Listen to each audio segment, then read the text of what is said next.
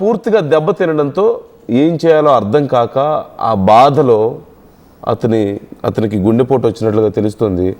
మరోవైపు ఇటువైపు చూడొచ్చు మీరు స్క్రీన్లో రైట్ సైడ్ భాష, ఇతను కూడా ఒక కోవాబన్ వ్యాపారి. సమ్మక్క సారలమ్మ జాతరలో వలి విషయంలో ఎంత పెద్ద గొడవ జరిగిందో మనం చూసాం. అతన్ని పట్టుకొని అందరి మధ్యలో అతనితోనే కోవబన్ తినిపిస్తూ నువ్వేం కలిపావు, ఎలా తయారు చేసావు చెప్పు అని చెప్పి మాట్లాడడం, అది వైరల్ అవ్వడం.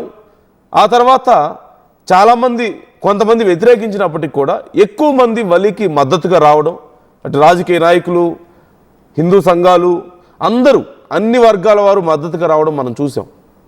కానీ అప్పుడు జరిగినటువంటి ఆ చర్చ, ఆ భయం మాత్రం కొంతమందిలో ఉంది, చాలామందిలో ఉంది. ఇన్ఫ్యాక్ట్ ఎలా తయారు చేస్తున్నారో, ఏం పెడుతున్నారో అందులో అనే భయంతో కోవబన్ వ్యాపారం బాగా దెబ్బతిన్నట్లుగా తెలుస్తోంది.